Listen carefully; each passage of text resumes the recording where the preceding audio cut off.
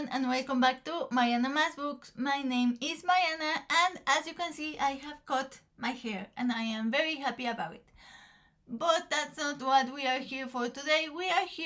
I'm going to attempt a double tag video. And I say I'm going to attempt it because I always talk a lot. But these are short tags, I think. So I think I can manage to do a double tag video, and they are not so much tags about books, but about questions regarding your bookish life. So I thought they went well together.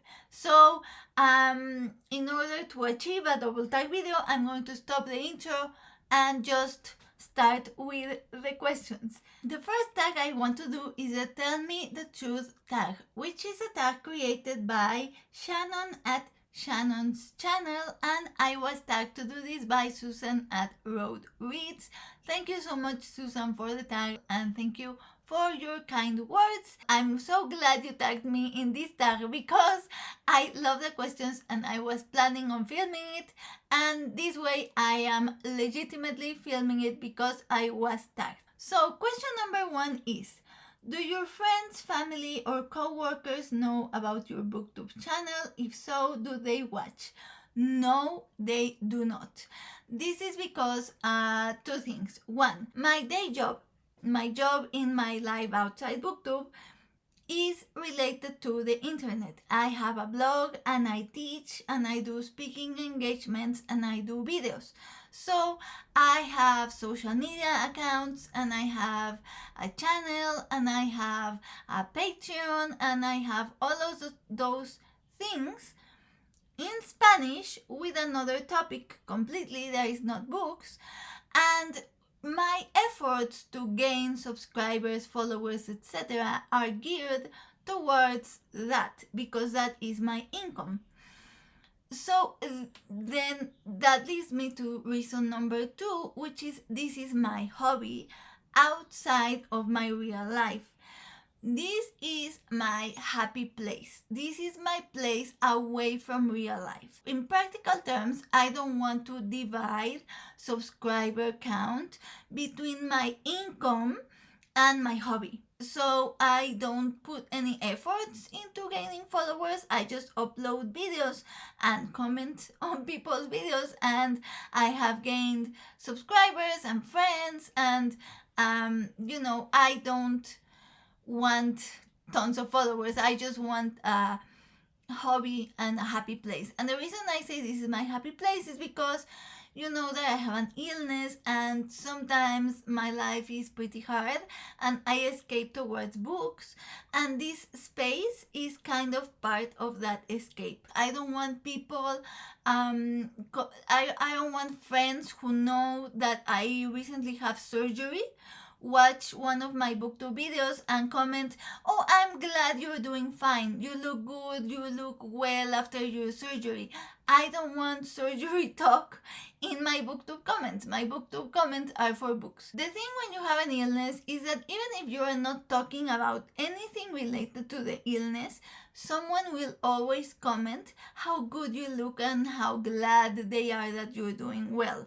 So that is why no one in my real life, that's not true. My mom knows I have this channel, and my sisters know I have it, and one of my friends know I have it. But I have explicitly forbidden them to subscribe because I don't want them to subscribe and then someone in their life getting a notification of this person has just followed this person and then gaining people from my real life here. Again, I don't want that. That is why no one knows. Question number 2 is, do you watch videos from all the booktubers you subscribe to, all their videos or just some? I don't think anyone watches all of their videos of everyone they subscribe to, simply because there is no possible time to do it, and also because sometimes you subscribe to someone who you love and maybe they post a review about a book that you're not interested in, and you're like, I'm not going to watch that video because it doesn't particularly interest me, even though I love your channel and I watch other videos from you. And I think there's anything wrong with that. Wait, that was question number three. I skipped question number 2, and it's a question where I would have a lot to say, but I'm going to try to keep it simple. So question number 2 is, when watching booktube videos, do you ever speed them up to save time? So I very recently discovered that this was something that you can do. I didn't know that you can speed up videos. But even if I had known, I wouldn't speed up videos, and I never speed up videos. The only thing I sometimes speed up, and even then just to like 1.25 or max 1.5 are audiobooks. For me, speeding up an audiobook is the equivalent of skim reading, and I'm not against skim reading. Sometimes I do it, but I don't always do it. So I only I only speed up when I want to skim read something in an audiobook. I am not going to rant a lot, but what I will say is that philosophically, I am just repulsed by the idea that everything has to be faster nowadays.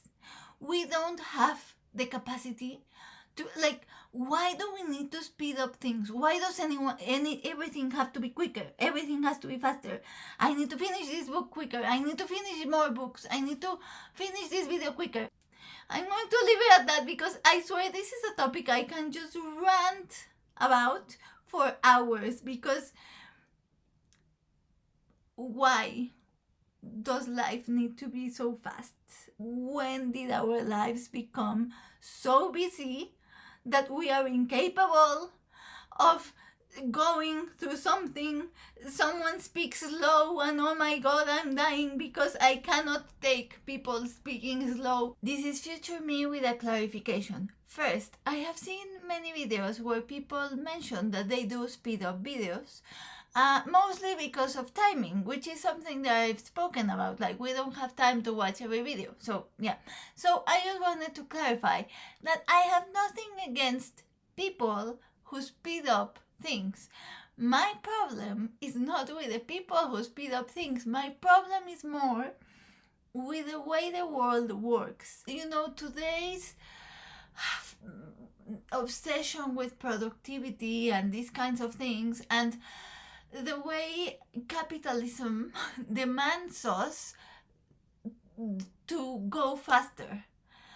So my problem is with the way the world works, that makes us want or need to speed up videos instead of,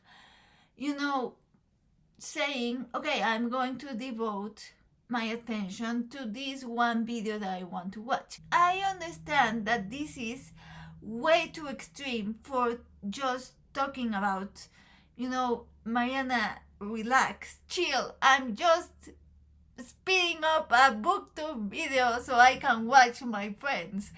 It's not about capitalism. So, I understand I'm taking this to the extreme, but it's just that I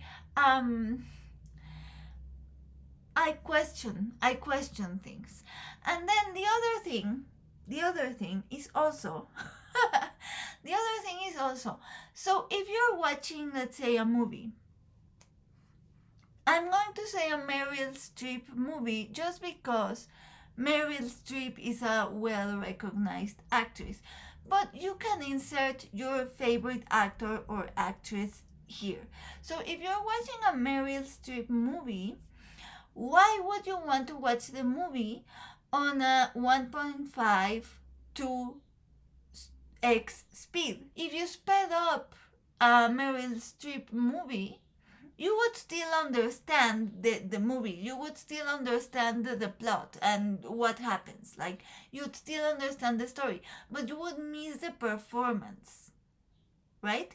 You would miss the performance. You wouldn't experience that award-winning performance. You wouldn't experience the acting, the actors' expressions, the faces, the interactions. You would just consume the plot. It's the same thing with audiobooks. I feel I'm always amazed when I listen to audiobooks at the craft of the narrators. They are putting their craft and they sometimes do stunning performances. And if you speed it up, you consume the plot. You understand the plot. You know what happened, but you miss the performance. So I don't understand why you would want to miss the performance. And again, now I am speaking about audiobooks and not booktube videos because it's a different thing. You know, a booktube video is like, oh, I'm consuming the content, so I'm not consuming an award-winning performance.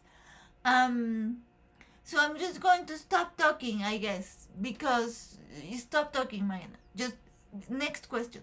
Question number 4. Do you subscribe to everyone who subscribes to you or only channels you really want to see? I hope this isn't like bad manners, but only channels I want to see. I have never understood the whole sub per sub or follow per follow concept, because for me, when I sub to someone or follow someone, it's because I'm interested in their content. Also, I don't always get notifications for followers, so I don't always know who is following me. Every time I get a notification that I get followed by someone or subscribed, is that the right terminology? Every time I get a notification, I go into their profile to see if they have videos. Usually what I do is that I will save videos for later. So like if someone subscribes to me and I go into their channel and it seems interesting, I will pick a couple of videos to add to watch later, and then I watch them, and if when I watch them I feel like, oh yeah, I'm interested, then I will subscribe. I don't think there's anything wrong with that personally. I think we're all here because we like content, and I don't think there's anything wrong with choosing what content you want to see. Question number 5. Do you subscribe to booktubers based more on content or personality? So it depends. I feel like it's both, but you know, I guess my main priority would be content, but there are also some people that I follow because of their personality. And when I say content, I don't necessarily mean they read books that I like.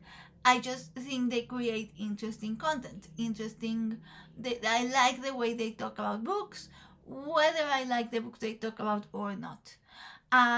So, and sometimes you get both, where you love someone's content and also their personality. So, and then finally, question number 6 is, do you listen to booktube videos while doing other things, or do you sit and watch the video? Usually I watch videos while I am, okay, so part of my illness is that I eat through a feeding tube.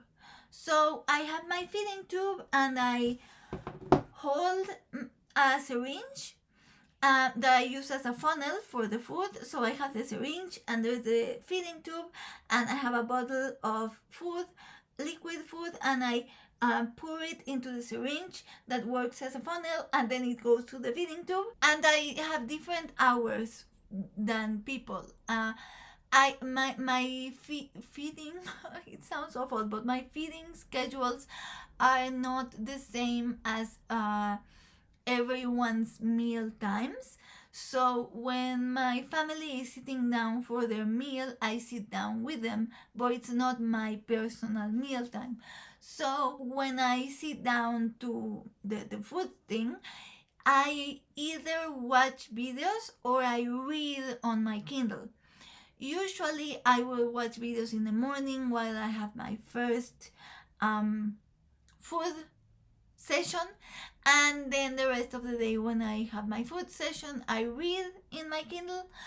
And then sometimes if I am doing like maybe posts for social media that are not creating content, are not writing, but are just designing stuff. Sometimes I will put a video and listen to it, but it depends what type of video, because some videos you have to watch and some you can just listen. So that's usually how I do it. And then the final question is to tag people, and I usually don't tag anyone when I do tags. So I'm going to tag everyone who's watching because I'm obnoxious. I'm one of those people who just tags people who are watching. So if you want to do it, go ahead. It's a fun one. And then I'm going to do the finish the book tag, which the creator of the tag is apparently hasn't been found. The videos I have watched for this tag all say that they don't know who created the tag. So I don't know who created the tag. If anyone knows, let me know and I will add it to my description. But I was tagged to do it by Vin at Revenant Reads. So let's just go ahead with the questions. Question number 1 is, do you keep a list of the books you have read? Yes, I have used many methods. I have used spreadsheets. Sometimes I 1 year idea spreadsheet. I've always wanted to keep it written down, but I have a hard time writing by hand.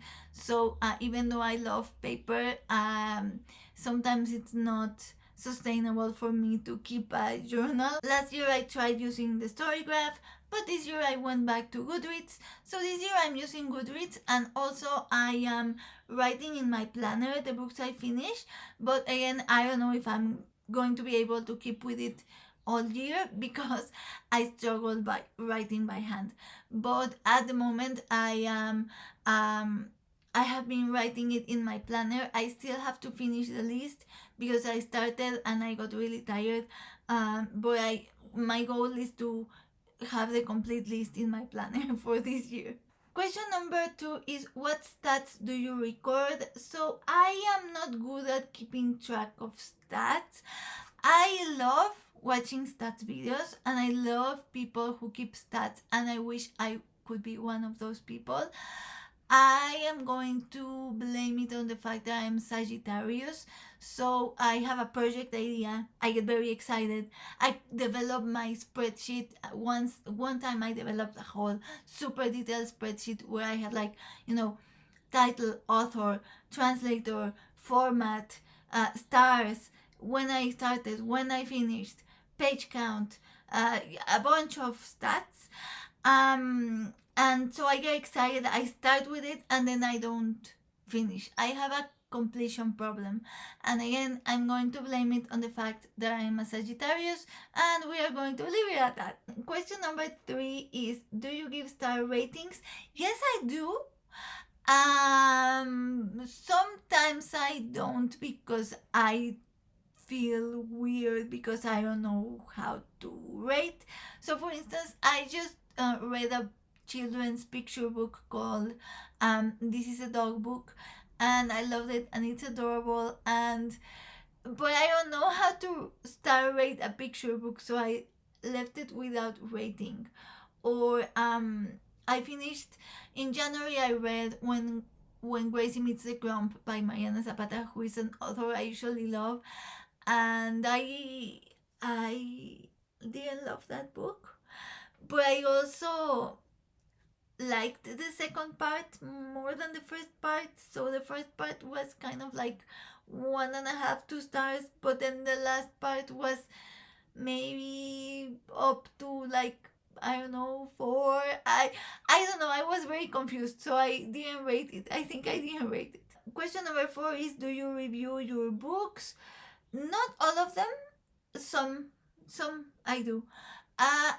In Goodreads, you will find that my reviews are usually more status updates than reviews. At the beginning of the year, I was trying to write more proper reviews, but again, Sagittarius. So I wrote 3, and then I tweeted them, and I was going to tweet all of my book finishes and reviews. And then I didn't follow through with that. So some I review, some I don't, some I talk about here, some I don't. Question number 5. Where do you put your finished books? Back in my shelf. Every once in a while, I will do an on-haul where I will gift books to people. I usually put them back on my shelf, but when I need more space, I will fill up a box and then put that box out whenever I have friends or family over and let them take whatever they want. But yeah, usually they just go back in my shelf. Question number 6. How do you pick your next book? This is the one that potentially could be a long answer, but I'm trying to keep it short. Whatever I feel like reading.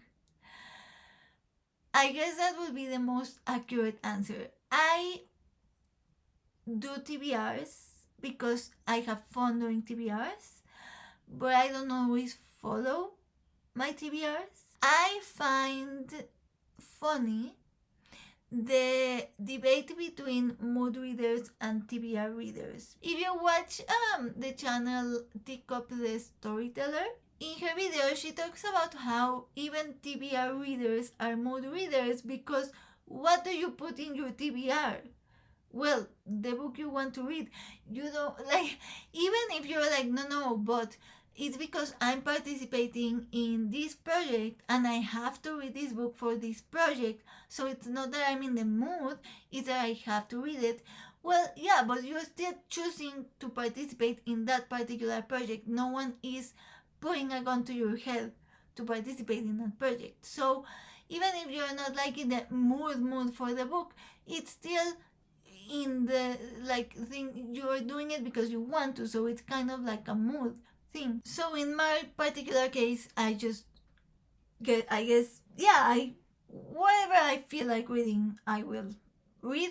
It's just that I feel like I could do a whole video explaining further like my process and like, oh, first I download a sample and then I do trial chapters and then blah blah blah blah.